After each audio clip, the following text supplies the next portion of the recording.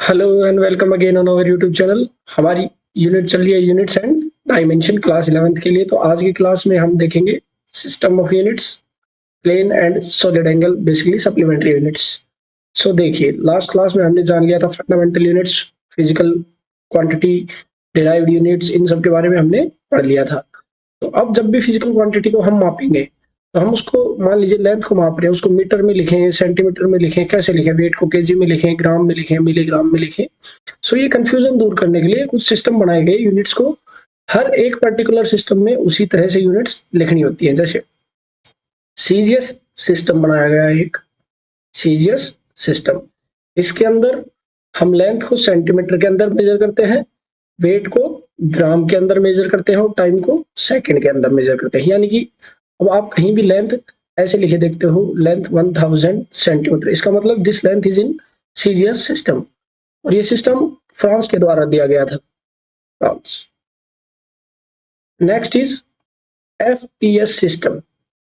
ये system Britishers द्वारा दिया गया था और इसके अंदर हम लेंथ को फुट के अंदर मेजर करते हैं, वेट को पाउंड के अंदर मेजर करते हैं, टाइम को सेकंड के अंदर मेजर करते हैं।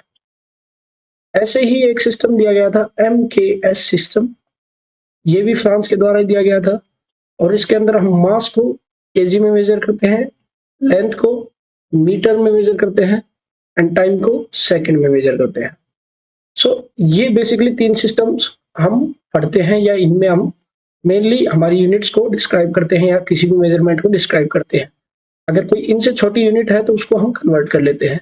तो अब जब भी आप कभी ऐसे देखोगे, मास इज 100 केजी, इसका मतलब वो मास एमकेएस में लिखा हुआ है। 100 पाउंड, इसका मतलब वो मास एफपीएस में लिखा हुआ है। अंडरस्टैंड? सो इसी एमकेएस सिस्टम को और थोड़ा मॉडिफाई किया गया, जिसको मॉडिफिकेशन के बाद एक चौथा सिस्टम बन के आया, जिसको हम कहते हैं SI system of units, standard international system of units. और इसको रेशनलाइज्ड एमकेएस भी कहते हैं, रेशनलाइज्ड एमकेएस या मॉडिफाइड एमकेएस। और कब मॉडिफाई किया गया था? ये 11th कॉन्फ्रेंस में मॉडिफाई किया गया था। किसकी कॉन्फ्रेंस थी? वेट एंड मैनेजमेंट की। और ईयर भी आप जानना चाहते हो, 1960 में। अंडरस्टैंड? सो इसके अंदर क्या बताया गया? बेसिकली वही था जो एमकेएस में हम मेजरमेंट ले रहे थे, लेकिन इसमें 7 फंडामेंटल यूनिट्स को तो डिस्क्राइब किया ही किया, प्लस 2 सप्लीमेंट्री यूनिट्स भी इसने डिस्क्राइब की कि उनको कैसे मेजर करेंगे। ये 7 फंडामेंटल यूनिट्स कैसे मापी जाएंगी, किस किस यूनिट के साथ लिखी जाएंगी, ये हम नेक्स्ट स्लाइड पे देखते हैं। देखिए, एसआई सिस्टम के अंदर यूनिट्स, भाई फिजिकल क्वांटिटी को ही यूनिट में रिप्रेजेंट करना होता है। फिजिकल क्वांटिटी क्या होता है? क्यू एन यू, एक न्यूमेरिकल वैल्यू और एक यूनिट। ये यूनिट ही एक स्टैंडर्ड अमाउंट होती है और इसको किस तरह से लिखना है, किलोग्राम में लिखना है, ग्राम में लिखना है या मिलीग्राम में लिखना है, यही हमने डिस्क्राइब किया है अभी तक, क्लासिफाई किया है कि कौन से सिस्टम में लिखना है, ताकि कंफ्यूजन ना हो ओवरऑल द वर्ल्ड। तो ऐसा ही सिस्टम कहता है कि लेंथ को मीटर में मापना है, मास को केजी में और टाइम को सेकंड में। बची हुई जो भी फंडामेंटल फिजिकल क्वांटिटीज थी उनको भी इसने डिस्क्राइब किया। टेम्परेचर को केल्विन में, करंट को एम्पेयर में, ल्यूमिनियस इंटेंसिटी और you can say that brightness, है ना, इसको कैंडेला में, और amount of substance we all know in chemistry, mole. So physical quantities को कुछ नोटेशंस भी दी गई हैं और यही नोटेशंस हमें पढ़नी है आगे डायमेंशंस में, वो भी मैं यही आपको बता देता हूं। लेंथ को हर बार लेंथ लिखने की बजाय हम एक कैपिटल एल से नोट कर देते हैं, इनका सिंबल बोलो या इनको ऐसे शॉर्ट फॉर्म बोल लो। मास को कैपिटल एम, टाइम को कैपिटल टी, टेम्परेचर को यू कैन सी दैट के और थीटा, करंट को ए और आई, ल्यूमिनियस इंटेंसिटी को C D and amount of substance को मोल। ये सभी इसकी नोटेशंस है। यानी कि कहीं आप के और थीटा लिखा देखते हो तो इसका मतलब वो टेम्परेचर, कैपिटल टी देखते हो तो टाइम, एम देखते हो तो मास, एल देखते हो तो लेंथ। ये सभी नोटेशंस फिजिकल क्वांटिटीज को प्रोवाइड कराई गई हमें डायमेंशन समझने के लिए। डायमेंशन क्या होती है वो हम आगे की क्लासेस में समझेंगे। अभी के लिए फिजिकल क्वांटिटीज को एसआई सिस्टम में कैसे मेजर करते हैं वो हमने देख लिया। ये सभी यूनिट्स होती हैं इन सभी फिजिकल क्वांटिटीज की, और इनका सिंबल भी डिफाइन कर दिया गया है। इसको small m, small k g, second, capital K, capital A, c D and mole. So यहाँ पे आपने नोट किया होगा कि मैंने केल्विन को कैपिटल के और एम्पियर को कैपिटल ए से लिखा, क्योंकि ये दोनों फिजिसिस्ट के नाम के पीछे ये यूनिट पड़ी है, लॉर्ड केल्विन और एंड्रयू मैरी एम्पियर। बाकी आप कभी भी कोई यूनिट लिखते हो, अगर उसकी पूरा एब्रिविएशन लिखा है तो वो हमेशा स्मॉल लेटर से लिखा जाएगा। जैसे एम्पियर कंप्लीट एक स्मॉल लेटर से है, लेकिन उसका सिंबल जब भी हमने लिखा है तो कैपिटल ए। और ये जो नोटेशंस मैंने बताई है, ये है फिजिकल क्वांटिटीज की। लेंथ को एल से नोट किया जाता है, मास को एम से। ये सभी इसके नोटेशंस है और ये सभी इनके यूनिट्स के सिंबल है। अंडरस्टैंड? सो अभी मैंने आपको बताया कि एसआई सिस्टम के अंदर 7 फंडामेंटल फिजिकल यूनिट्स को तो हम डिस्क्राइब कर ही रहे हैं, प्लस 2 सप्लीमेंट्री यूनिट्स को भी डिस्क्राइब कर रहे हैं। तो उनको और देख लेते हैं। देखिए, सप्लीमेंट्री यूनिट्स 2 प्रकार की होंगी, एक plane angle and other one is solid angle. Plane angle and solid angle. So plane angle is measured in radian, यानी कि unit of plane angle is radian in SI system and solid angle is स्टीरेडियन।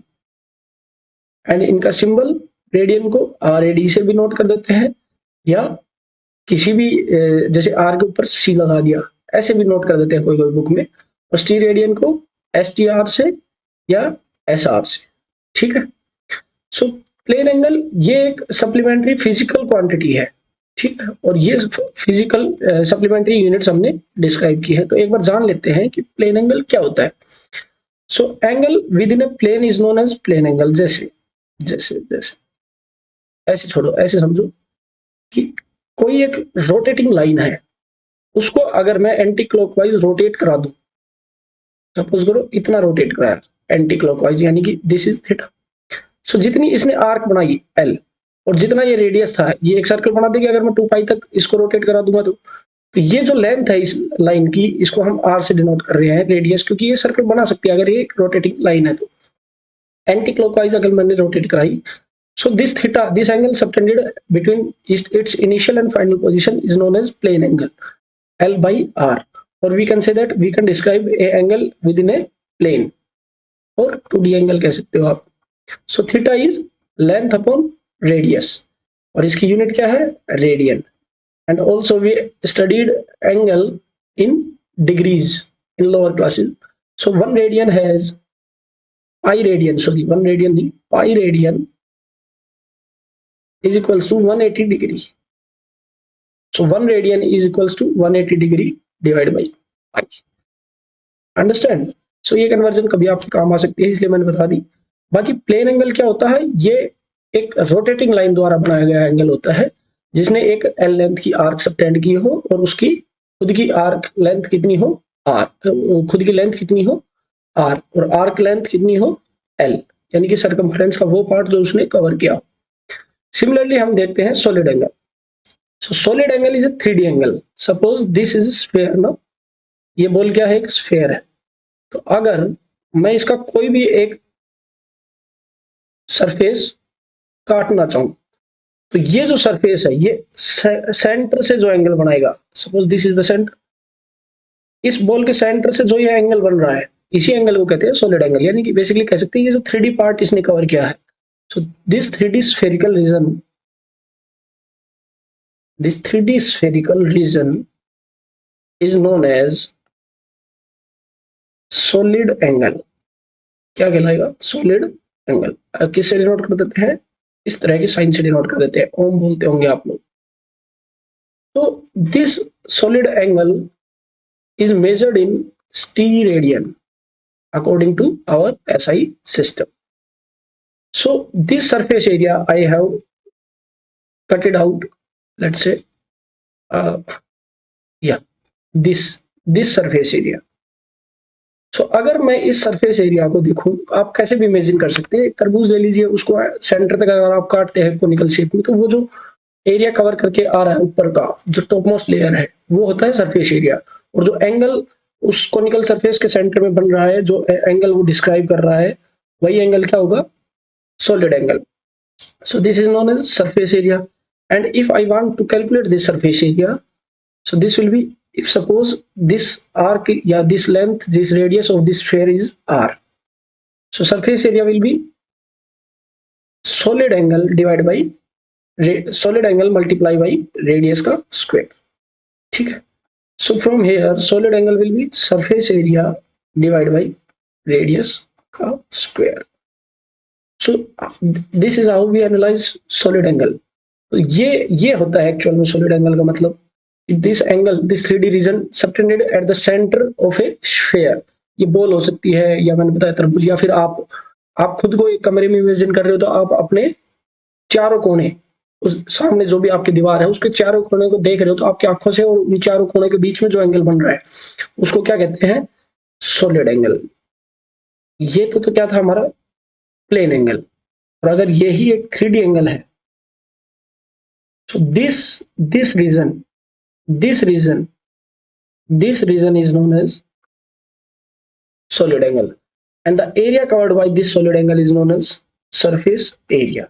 Understand? And if we talk in this sphere, this plane, in a single plane, this is known as theta plane angle, something like this. And if we want to make it 3D, so this is 3D angle. Understand? And 3D angle is solid angle, and plane angle is plane angle in a plane. Okay, so solid angle ये होता है, और इसका formula surface area divide by radius का square होता है। सो यहां से हमने जान लिया कि सॉलिड एंगल को स्टीरेडियन में मापते हैं। मैंने सॉलिड एंगल का आपको बेसिकली आइडिया दिया है इस क्लास के अंदर, और प्लेन एंगल का आइडिया दिया है क्या होता है, और इनको रेडियन एंड स्टीरेडियन में मापते हैं एसआई सिस्टम में। सो इस क्लास में हमने कवर किया है बेसिकली एसआई सिस्टम के अंदर हम सभी फंडामेंटल फिजिकल क्वांटिटीज को किस यूनिट के अंदर मापेंगे। अंडरस्टैंड? बाकी और 3 सिस्टम हमने पढ़े हैं, as well as supplementary units को किस यूनिट से मापेंगे, और वो सप्लीमेंट्री एंगल्स क्या होते हैं, उनका थोड़ा ग्राफिकल एंड फॉर्मुलेशन मैंने आपको बता दिया। So this is how we analyse solid angle and plane angle. Keep practising. Till then, bye bye.